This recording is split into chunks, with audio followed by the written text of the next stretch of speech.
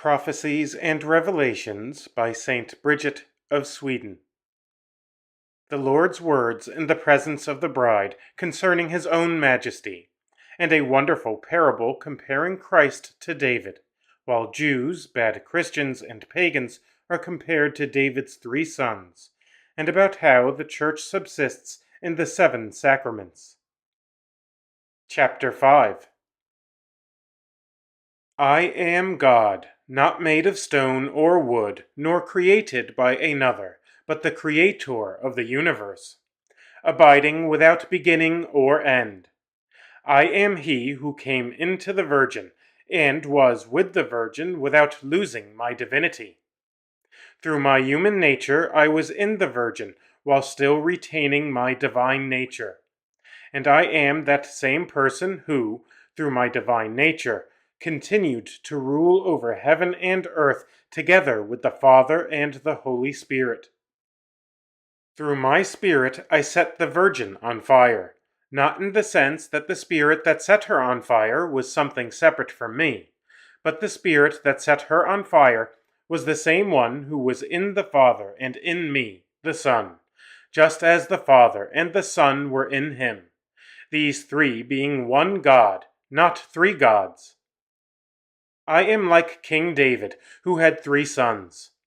One of them was called Absalom, and he sought the life of his father. The second, Adonijah, sought his father's kingdom. The third son, Solomon, obtained the kingdom. The first son denotes the Jews. They are the people who sought my life and death and scorned my counsel. Consequently, now that their requital is known, I can say what David said upon the death of his son. My son, Absalom, that is, O my Jewish children, where is your longing and expectation now? O my children, what will be your end now? I felt compassion for you, because you longed for me to come, for me whom you learned from many signs had come, and because you longed for quickly fading glory, all of which now has faded. But I feel greater compassion for you now, like David repeating those first words over and over, because I see that you will end in a wretched death. Therefore, again like David, I say with all my love, my son, who will let me die in your stead? David knew well that he could not bring back his dead son by dying himself, but, in order to show his deep fatherly affection and the eager yearning of his will, even though he knew it was impossible, he was prepared to die in the place of his son. In the same way, I now say, O my Jewish children, although you had ill will toward me, and did as much as you could against me, if it were possible, and if my father allowed it, I would willingly die once again for you. For I take pity on the misery you have brought upon yourselves as required by justice.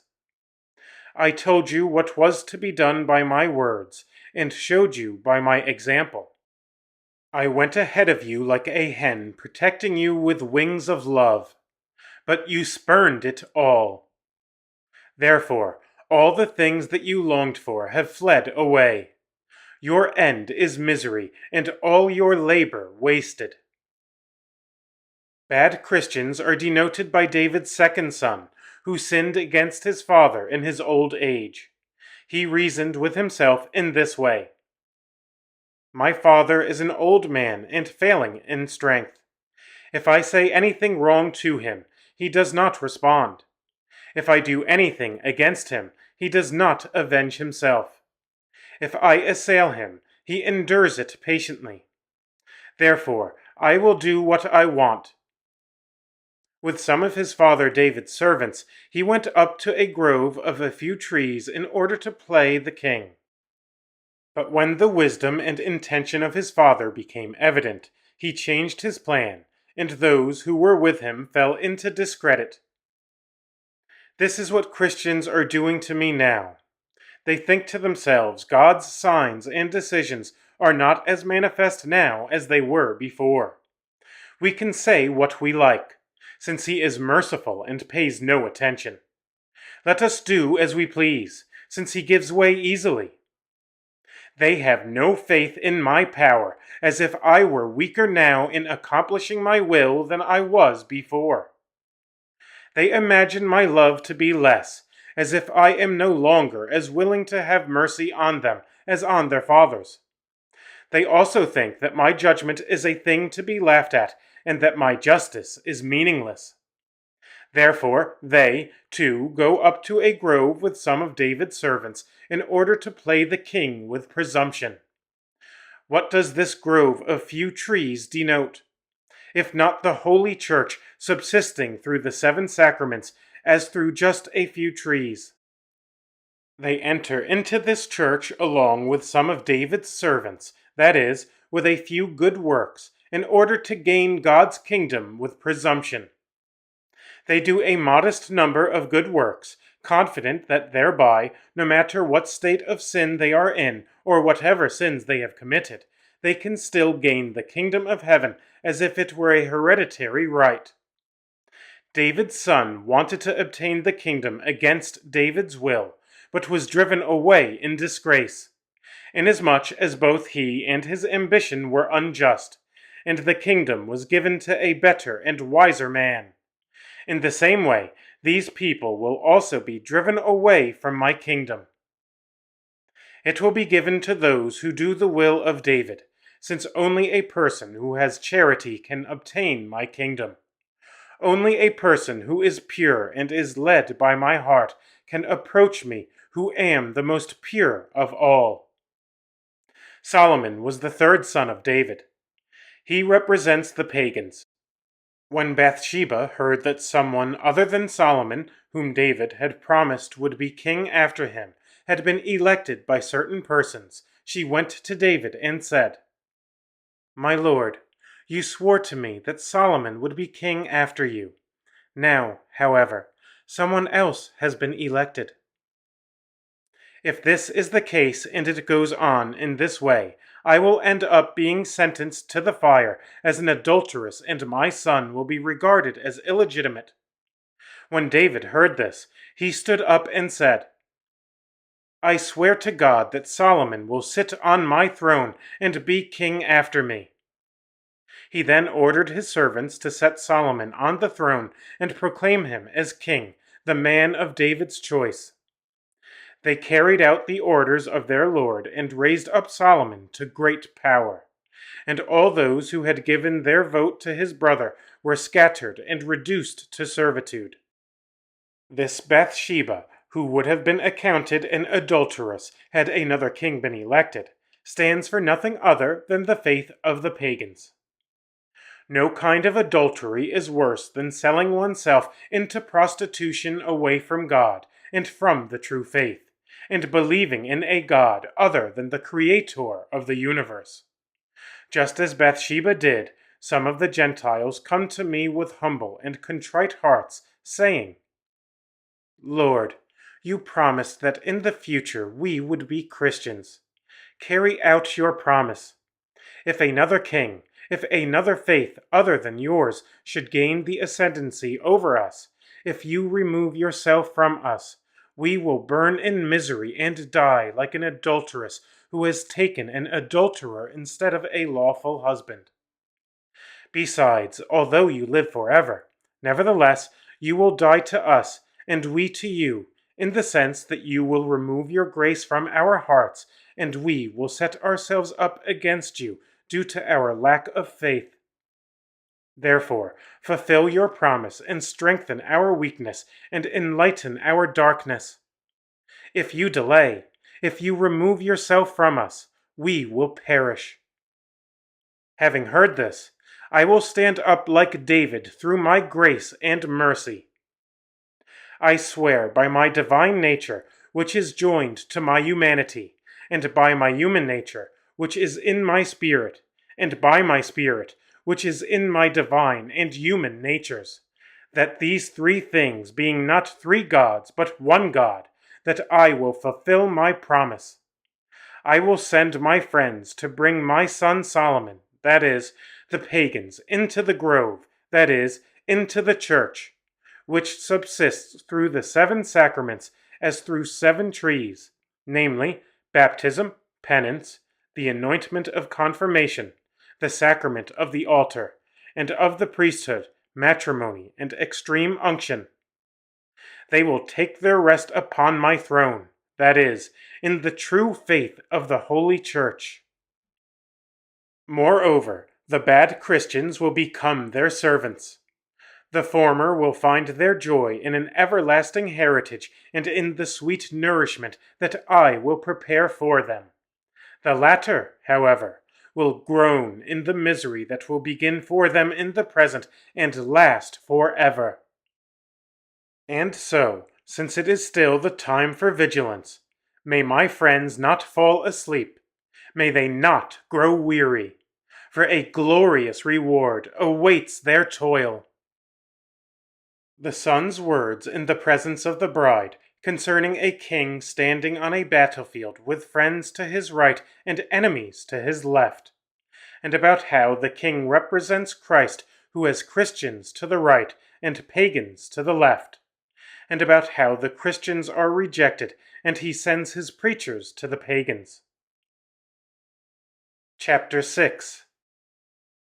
The son said, I am like a king standing in a battlefield with friends standing to his right and enemies to his left. The voice of someone shouting came to those who stood on the right, where everyone was well armed. Their helmets were fastened, and their faces were turned to their Lord. The voice shouted to them, Turn to me and trust me. I have gold to give you. When they heard this, they turned toward him. The voice spoke a second time to those who had turned around. If you want to see the gold, unfasten your helmets, and if you want to keep it, I will fasten your helmets on again as I wish. When they assented, he fastened their helmets on back to front. The result was that the front part with the apertures to see through was at the back of their heads, while the helmet's back part covered their eyes so that they were unable to see. Shouting like this, he led them after him like blind men. When this had been done, some of the king's friends reported to their lord that his enemies had tricked his men. He said to his friends, Go out among them and cry out, Unfasten your helmets and see how you have been deceived. Turn back to me, and I will welcome you in peace. They did not want to listen, but regarded it as mockery. The servants heard this and reported it to their lord. He said, Well then, since they have scorned me, go quickly and toward the left-hand side, and tell those who stand on the left these 3 things. The way that leads you to life has been prepared for you. The gate is open, and the Lord himself wants to come to meet you with peace. Believe therefore firmly that the way has been prepared. Have a steadfast hope that the gate is open, and his words are true. Go to meet the Lord with love, and he will welcome you with love and peace, and lead you to everlasting peace. When they heard the messenger's words, they believed in them and were welcomed in peace. I am that king. I had Christians to my right, since I had prepared an eternal reward for them. Their helmets were fastened, and their faces were turned toward me so long as they wholly intended to do my will, to obey my commandments, and so long as all their desire aimed at heaven. By and by the devil's voice, that is, pride, sounded in the world and showed them worldly riches and carnal pleasure. They turned toward it by yielding their assent and desires to pride. Because of pride, they took off their helmets by putting their desires into effect and preferring temporal to spiritual goods. Now that they have put aside the helmets of God's will and the weapons of virtue, pride has got such a hold of them, and so bound them to itself, that they are only too happy to go on sinning right to the end, and would be glad to live forever, provided they could sin forever. Pride has so blinded them that the apertures of the helmets through which they should be able to see are at the back of their heads, and in front of them is darkness. What do these apertures in the helmets represent, if not the consideration of the future and the provident circumspection of present realities? Through the first aperture, they should see the delight of future rewards and the horrors of future punishments, as well as the awful sentence of God. Through the second aperture, they should see God's commandments and prohibitions, also how much they have transgressed God's commandments, and how they should improve. But these apertures are at the back of the head, where nothing can be seen, which means that the consideration of heavenly realities has fallen into disregard. Their love for God has grown cold, while their love for the world is considered with delight and embraced in such a way that it leads them like a well-oiled wheel whither it will. However, seeing me dishonored and souls falling away, and the devil gaining control, my friends cry out daily to me in their prayers for them. Their prayers have reached heaven and come to my hearing. Moved by their prayers, I have daily sent my preachers to these people, and shown them signs, and increased my graces to them. But, in their scorn for it all, they have piled sin upon sin. Therefore, I shall now say to my servants, and I shall put my words most assuredly into effect. My servants, go to the left-hand side, that is, to the pagans, and say, the Lord of heaven and the Creator of the universe would have the following said to you. The way of heaven is open to you. Have the will to enter it with a firm faith. The gate of heaven stands open for you. Hope firmly, and you will enter through it. The King of heaven and the Lord of angels will personally come out to meet you and give you everlasting peace and blessing. Go out to meet him and receive him with the faith he has revealed to you and that has made ready the way to heaven. Receive him with the hope by which you hope, for he himself has the intention of giving you the kingdom.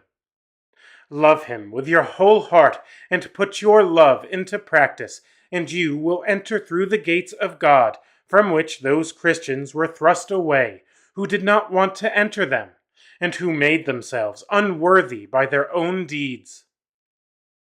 By my truth I declare to you that I will put my words into practice, and will not forget them. I will receive you as my children, and I will be your father. I, whom Christians have held in scornful scorn. You then, my friends, who are in the world, go forth without fear, and shout out loud. Announce my will to them, and help them to carry it out. I will be in your hearts and in your words. I will be your guide in life and your Savior in death. I will not abandon you. Go forth boldly. The more the toil, the greater the glory. I can do all things in a single instant and with a single word, but I want your reward to grow through your own efforts and my glory to grow through your bravery. Do not be surprised at what I say. If the wisest man in the world could count up how many souls fall into hell each day, they would outnumber the sands of the sea or the pebbles of the shore. This is a matter of justice, because these souls have separated themselves from their Lord and God.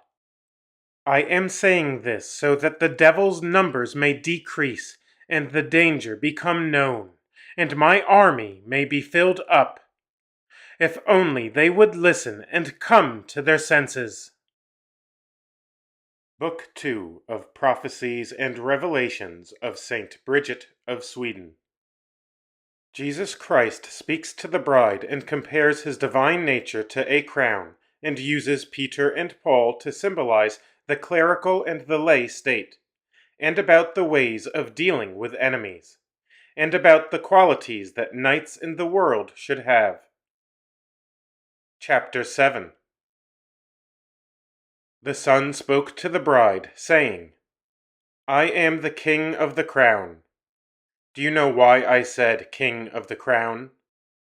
Because my divine nature was, and will be, and is, without beginning or end. My divine nature is aptly likened to a crown, because a crown has neither starting point nor end. Just as a crown is reserved for the future king in a kingdom, so too my divine nature was reserved for my human nature to be its crown. I had 2 servants. One was a priest, the other a layman. The first was Peter, who had a priestly office, while Paul was, as it were, a layman.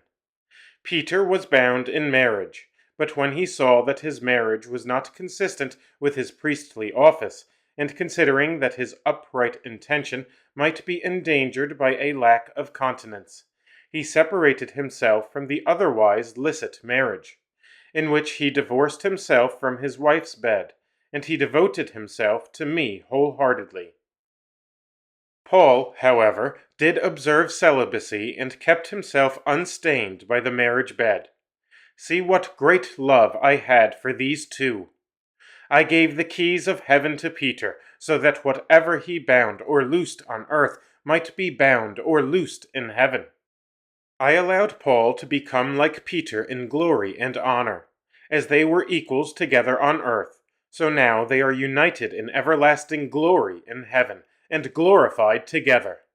However, although I mentioned these 2 expressly by name, by and through them I mean to denote other friends of mine as well. In similar fashion, under the earlier covenant, I used to speak to Israel as if I were addressing just one person, although I meant to designate the entire people of Israel by that one name. In the same way now, using these 2 men, I mean to denote the multitude of those whom I have filled with my glory and love. With the passage of time, evils began to multiply, and the flesh began to grow weaker, and to be more than usually prone to evil. Therefore, I set up norms for each of the 2, that is, for the clergy and laity, represented here by Peter and Paul. In my mercy, I decided to allow the clergy to own a moderate amount of church property for their bodily needs, in order that they might grow more fervent and constant in serving me. I also allowed the laity to join in marriage according to the rites of the church. Among the priests there was a certain good man who thought to himself, The flesh drags me toward base pleasure, the world drags me towards harmful sights, while the devil sets various traps to get me to sin. Therefore, in order not to be ensnared by carnal pleasure, I will observe moderation in all my actions. I will be moderate in my rest and recreation. I will dedicate the proper time to work and prayer, and restrain my carnal appetites through fasting. Second, in order that the world may not drag me away from the love of God, I will give up all worldly things, for they are all perishable. It is safer to follow Christ in poverty. Third, in order not to be deceived by the devil, who is always showing us falsehoods instead of the truth, I will submit myself to the rule and obedience of another. And I will reject all selfishness, and show that I am ready to undertake whatever is commanded me by the other person. This man was the first to establish a monastic rule. He persevered in it in praiseworthy fashion, and left his life as an example to be imitated by others. For a time the class of the laity was well organized. Some of them tilled the soil, and bravely persevered in working the land. Others sailed on ships and carried merchandise to other regions, so that the resources of one region supplied the needs of another. Others were diligent craftsmen and artisans. Among these were the defenders of my church, who are now called knights. They took up arms as avengers of the Holy Church in order to do battle against her enemies. There appeared among them a good man and friend of mine who thought to himself, I do not till the soil as a farmer. I do not toil on the seas as a merchant. I do not work with my hands as a skilled craftsman. What then can I do, or with what works can I please my God? I am not energetic enough in the service of the church. My body is too soft and weak to bear physical injuries. My hands lack the force to strike down enemies, and my mind grows uneasy in pondering the things of heaven. What can I do then? I know what I can do. I will go and bind myself to a stable oath to a secular prince, swearing to defend the faith of the Holy Church with my strength and with my blood. That friend of mine went to the prince and said, My lord, I am one of the defenders of the Church. My body is all too weak to bear physical injuries. My hands lack the force to strike down others. My mind is unstable when it comes to thinking about and carrying out what is good. My self-will is what pleases me, and my need for rest does not let me take a strong stance for the house of God. I bind myself therefore with a public oath of obedience to the Holy Church and to you, O Prince, swearing to defend her all the days of my life, in order that, although my mind and will may be lukewarm with respect to the struggle, I can be held and compelled to toil because of my oath. The prince answered him, I will go with you to the house of the Lord, and be a witness to your oath and your promise. Both of them came up to my altar, and my friend genuflected and said, I am too weak of body to bear physical injuries. My self-will is all too pleasing to me. My hands are too lukewarm when it comes to striking blows. Therefore, I now pledge obedience to God and to you, my chief, binding myself by an oath to defend the Holy Church against her enemies, to comfort the friends of God, to do good to the widows, orphans, and God's faithful, and never to do anything contrary to God's church or the faith.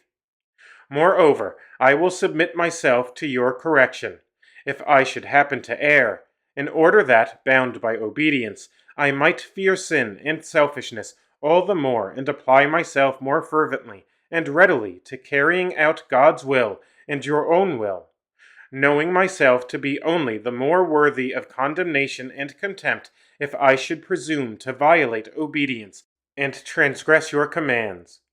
After this profession had been made at my altar, the prince wisely decided that the man should dress differently than other laymen, as a sign of his self-renouncement, and as a reminder to him that he had a superior to whom he had to submit. The prince also placed a sword in his hand, saying, This sword is for you to use to threaten and slay the enemies of God.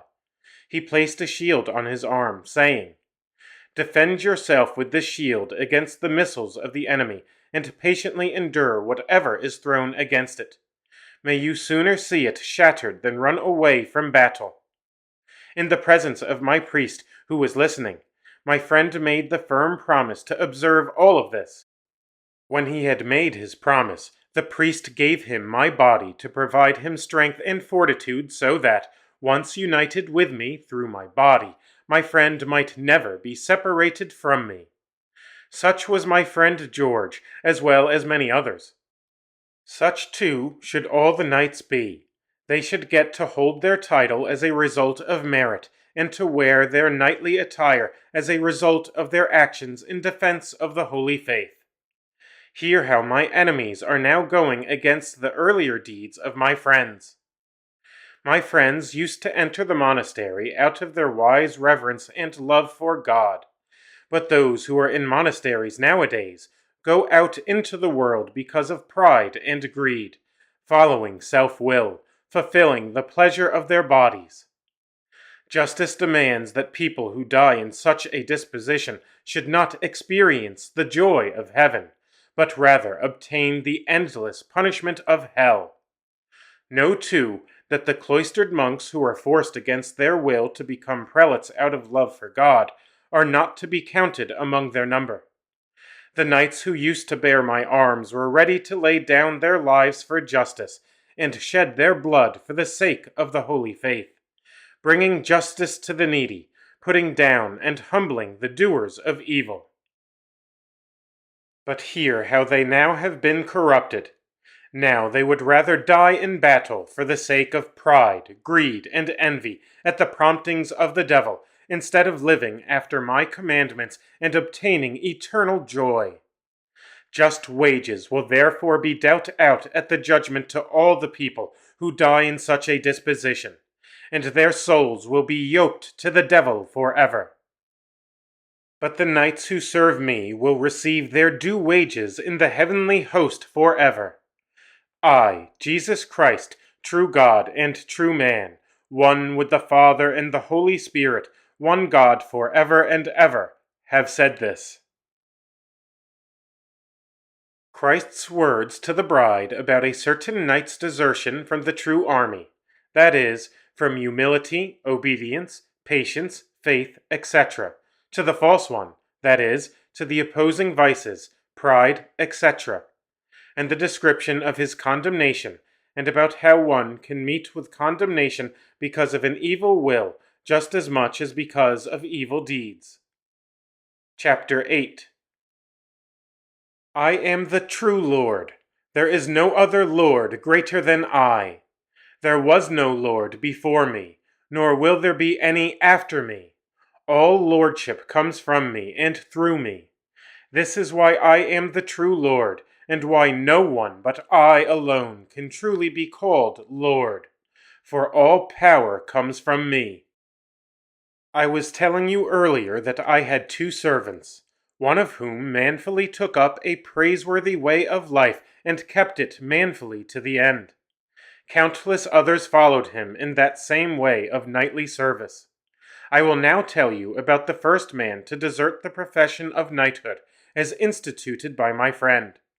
I will not tell you his name, because you do not know him by name, but I will disclose his purpose and desire. A man who wanted to become a knight came to my sanctuary. When he went in, he heard a voice. 3 things are necessary if you want to be a knight. First, you must believe that the bread you see on the altar is true God and true man, the Creator of heaven and earth. Second, once you take up your knightly service, you must exercise more self-restraint than you were accustomed to doing before. Third, you should not care about worldly honor. Rather, I will give you divine joy and everlasting honor. Hearing this and pondering these 3 things to himself, he heard an evil voice in his mind making 3 proposals contrary to the first 3. It said, "If you serve me, I will make you 3 other proposals. I will let you take what you see, hear what you like, and obtain what you desire." When he heard this, he thought to himself, "The first Lord bade me to have faith in something I do not see, and promised me things unknown to me. He bade me abstain from the delights that I can see, and that I desire, and to hope for things which I am uncertain. The other Lord promised me the worldly honor that I can see, and the pleasure that I desire, without forbidding me to hear or see the things I like. Surely it is better for me to follow him, and to have what I see, and to enjoy the things that are sure, rather than to hope for things of which I am uncertain." With thoughts such as these, this man was the first to commence the destruction from the service of a true knight. He rejected the true profession, and broke his promise.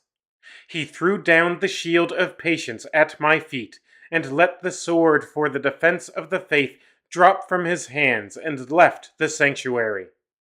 The evil voice told him, "If, as I said, you would be mine, then you should walk proudly in the fields and streets.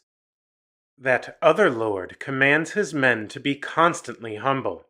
Therefore, be sure not to avoid any sign of pride and ostentation. While that other Lord made his entrance in obedience and subjected himself to obedience in every way, you should let no one be your superior. Bend not your neck in humility to another. Take up your sword to shed the blood of your neighbor and brother in order to acquire his property. Strap the shield to your arm and risk your life for the sake of winning renown. Instead of the faith that he holds out, give your love to the temple of your own body, without abstaining from any of the pleasures that you delight. While the man was making up his mind and strengthening his resolve with such thoughts, his prince laid his hand on the man's neck in the appointed place.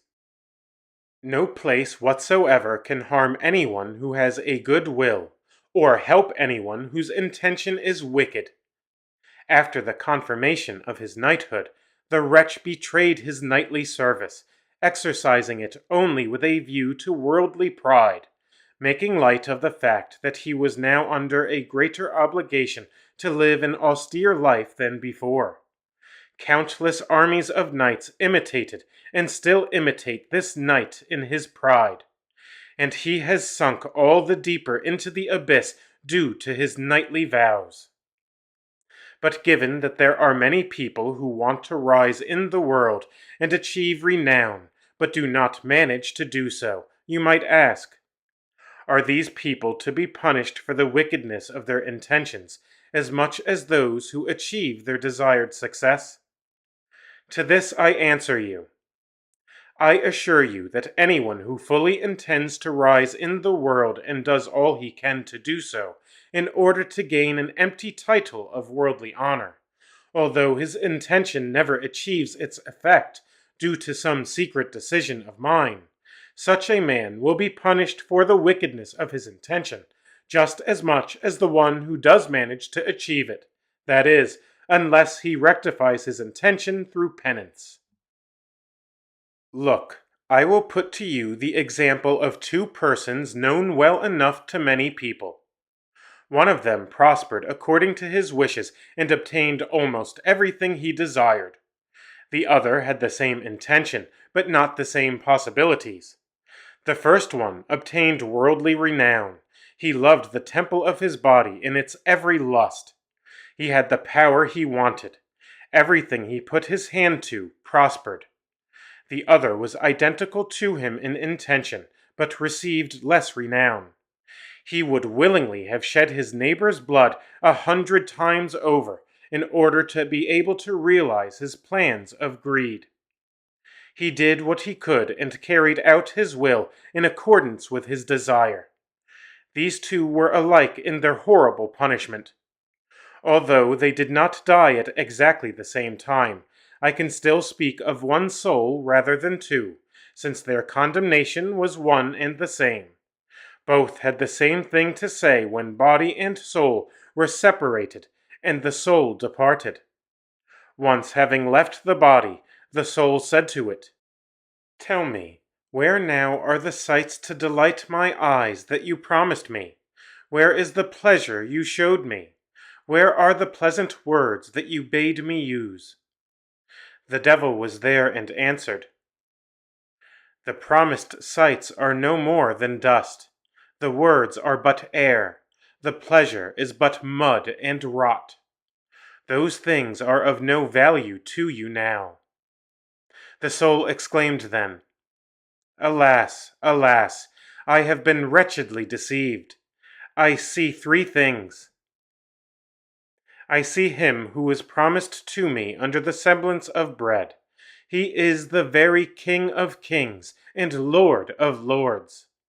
I see what he promised, and it is indescribable and inconceivable. I hear now that the abstinence he recommended was really most useful." Then, in an even louder voice, the soul cried out, "Woe!" 3 times. "Woe is me that ever I was born! Woe is me that my life on earth was so long! Woe is me that I shall live in a perpetual and never-ending death! Behold what wretchedness the wretched will have in return for their contempt of God and their fleeting joy. You should therefore thank me, my bride, for having called you away from such wretchedness. Be obedient to my spirit, and to my chosen ones. From Book 2 of Prophecies and Revelations by Saint Bridget of Sweden. Christ's words to the bride, giving an explanation of the immediately preceding chapter, and about the devil's attack on the aforementioned night, and about his terrible and just condemnation. Chapter 9. The entire span of this life is but as a single hour for me. Therefore, what I am telling you now has always been in my foreknowledge. I told you before about a man who began the true knighthood, and about another who deserted it like a scoundrel. The man who deserted from the ranks of true knights threw down his shield at my feet and his sword at my side, by breaking his sacred promises and vows. The shield he threw down symbolizes nothing other than the upright faith by which he was to defend himself against the enemies of the faith and of his soul.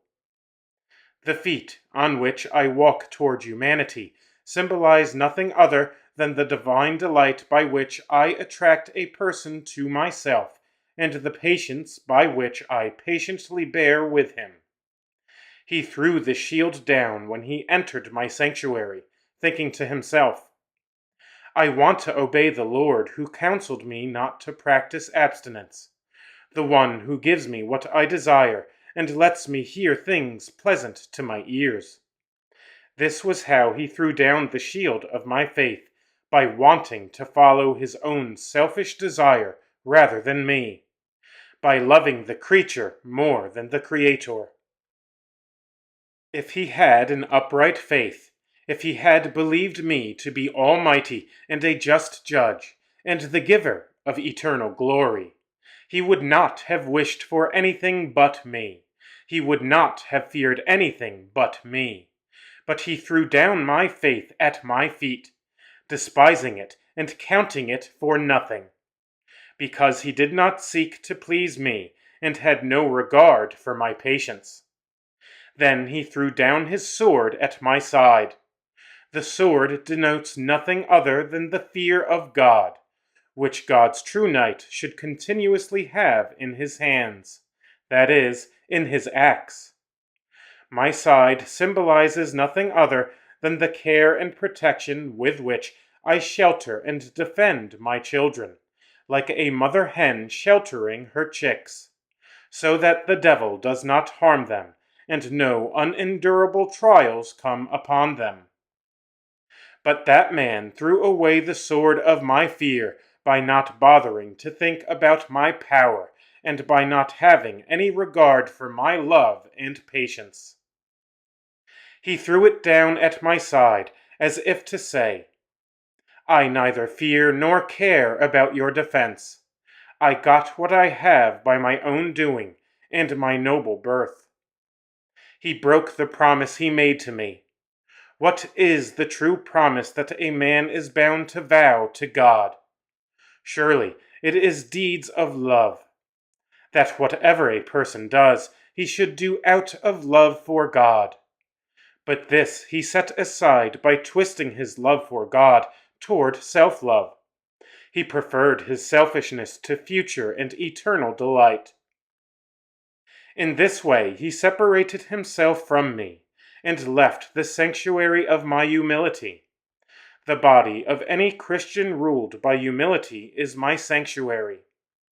Those ruled by pride are not my sanctuary, but the sanctuary of the devil, who steers them toward worldly desire after his own purposes. Having gone out of the temple of my humility, and having rejected the shield of holy faith and the sword of fear, he walked out proudly to the fields, cultivating every selfish lust and desire, scorning to fear me, and growing in sin and lust. When he reached the final end of his life and his soul had left the body, the demons charged out to meet him. 3 voices from hell could be heard speaking against him. The first said, Is not this the man who deserted from humility and followed us in pride? If his 2 feet could take him up even higher in pride, so as to surpass us and hold the primacy in pride, he would be quick to do so. The soul answered him, I am the one. Justice answered him, This is the reward of your pride. You will descend handed by one demon down to the next until you reach the lowest part of hell. And given that there was no demon who did not know his own particular punishment and the torment to be inflicted for every useless thought and deed, neither will you escape punishment at the hands of any one of them, but share in the malice and evil of them all. The second voice cried out, saying, Is not this the man who separated himself from his promised service to God and joined our ranks instead? The soul answered, I am the one. And Justice said, This is your allotted reward, that everyone who imitates your conduct as a knight will add to your punishment and sorrow by his own corruption and pain, and will strike you at his coming as though with a deadly wound. You will be like a man afflicted by a severe wound, indeed like one afflicted by wound upon wound, until his whole body is full of wounds, who endures intolerable suffering and bewails his fate constantly. Even so, you will experience misery upon misery. At the height of your pain will be renewed, and your punishment will never end, and your woes will never decrease. The third voice cried out, Is not this the man who exchanged his Creator for creatures, the love of his Creator for his own selfishness? Justice answered, It certainly is. Therefore, 2 holes will be opened in him. Through the first will enter into him every punishment earned for his least sin up to his greatest, inasmuch as he exchanged his Creator for his own lust. Through the second there will enter into him every kind of pain and shame, and no divine consolation or charity will ever come to him, inasmuch as he loved himself rather than his Creator. His life will last forever, and his punishment will last forever, for all the saints have turned away from him. My bride, see how miserable those people will be who despise me, and how great will be the pain they purchase at the price of so little pleasure. As God spoke to Moses from the burning bush, Christ speaks to the bride about how the devil is symbolized by Pharaoh, present-day knights by the people of Israel, and the virgin's body by the bush, and about how present-day knights and bishops are, at the present, preparing a home for the devil. Chapter 10. It is written in the law of Moses that Moses was watching over the flocks in the desert when he saw a bush that was on fire without being burned up, and he became afraid and covered his face. A voice spoke to him from the bush. I have heard of my people's suffering and feel pity for them, for they are oppressed in harsh slavery. I, who am now speaking with you, am that voice heard from the bush. I have heard the misery of my people. Who were my people, if not Israel? Using this same name, I now designate the knights in the world who have taken the vows of my knighthood, and who should be mine, but are being attacked by the devil. What did Pharaoh do to my people Israel in Egypt? 3 things. First, when they were building his walls, they were not to be helped by those gatherers of straw who earlier had helped them in making bricks. Instead, they had to go themselves and gather the straw wherever they could throughout the entire country. Second, the builders did not get any thanks for their labor, despite their producing the number of bricks set them as a goal.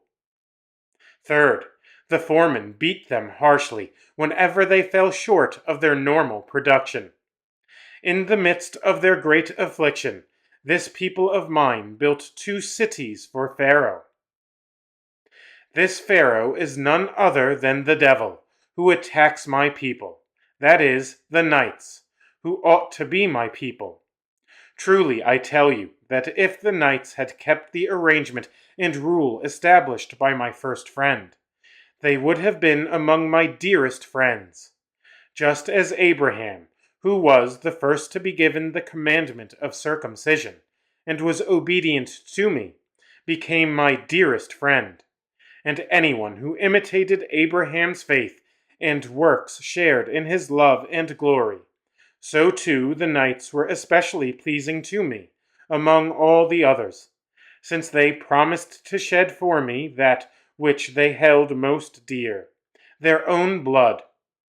By this vow they made themselves most pleasing to me, just as Abraham did in the matter of circumcision, and they purified themselves daily by living up to their profession and by taking up the practice of holy charity. These knights are now so oppressed by their wretched slavery under the devil, that the devil is wounding them with a lethal wound and throwing them into pain and suffering. The bishops of the church are building 2 cities for him, just like the children of Israel. The first city stands for physical toil and meaningless anxiety over the acquisition of worldly goods. The second city stands for spiritual unrest and distress, inasmuch as they are never allowed to rest from worldly desire. There is toil on the outside, and restlessness and anxiety on the inside, rendering spiritual things a burden. Just as Pharaoh did not supply my people with the things necessary for making bricks, or give them fields full of grain, or wine and other useful things, but the people had to go and find for themselves in sorrow and tribulation of heart. So the devil deals likewise with them now. Although they toil for and covet the world with their inmost heart, they are still unable to fulfill their desire and sate the thirst of their greed. They are consumed on the inside with sorrow, and on the outside with toil.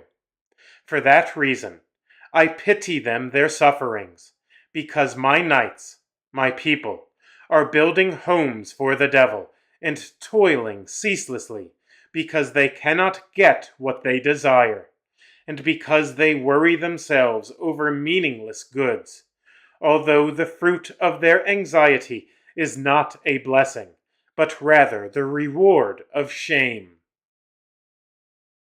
When Moses was sent to the people, God gave him a miraculous sign for 3 reasons. First, it was because each person in Egypt worshipped his own individual god, and because there were innumerable beings who were said to be gods. Therefore, it was fitting that there should be a miraculous sign so that, through it and by the power of God, people would believe that there was one God and one Creator of all things, because of the signs, and so that all the idols would be proved worthless. Second, a sign was also given to Moses as a symbol prefiguring my future body. What did the burning bush that was not consumed symbolize, if not the Virgin who conceived by the Holy Spirit and gave birth without corruption? From this bush I came forth, assuming a human nature from the virginal body of Mary. Similarly, the serpent given as a sign to Moses symbolizes my body. In the third place, a sign was given to Moses in order to confirm the truth of coming events and to prefigure the miraculous signs to be done in the future, proving the truth of God to be so much the truer and more certain, the more clearly those things signified by the signs were in time fulfilled. I am now sending my words to the children of Israel, that is, to the knights. They need no miraculous signs for 3 reasons. This is, first of all, because the one God and Creator of all things is already worshipped and known through the Holy Scripture, as well as through many signs. Second, they are not now waiting for me to be born, because they know that I was truly born, and became incarnate without corruption, inasmuch as Scripture has been completely fulfilled. And there is no better or more certain faith to be held and believed than the one that has already been preached by me and by my holy preachers. Nevertheless, I have done 3 things through you, by which it may be believed. First, these are my true words, and do not differ from the true faith. Second, a demon went out of a possessed man at my word. Third, I gave a certain man the power to unite mistrustful hearts in mutual charity. Therefore, do not have any doubts about those who will believe in me. Those who believe in me believe also in my words. Those who savor me savor also my words. It is written that Moses covered his face after speaking with God. You, however, do not need to cover your face. I opened your spiritual eyes so that you might see spiritual things. I opened your ears so that you might hear the things that are of the Spirit. I will show you a likeness of my body, as it was during and before my passion, and such as it was after the resurrection, as Magdalene and Peter and others saw it. You will also hear my voice as it spoke to Moses from within the bush. This same voice is now speaking within your soul.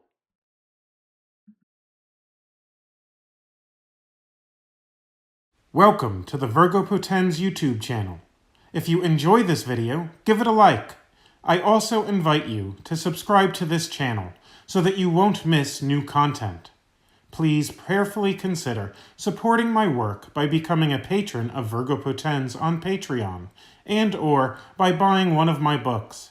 My ebooks are available on Amazon as well as on the Apple Bookstore. For those who prefer a physical copy rather than an ebook, my book, Spiritual Warfare, Know Thy Enemy, is also available as a paperback on Amazon. If you are interested in making a one-time contribution, I suggest that you do so by simply buying one of my books. I am thankful for your support. Links to Patreon and to my books will be posted in the comments section of this video. The continuation of this work isn't possible without you. Lastly, and most importantly, please pray for me. May the Virgin Most Powerful guide and protect you.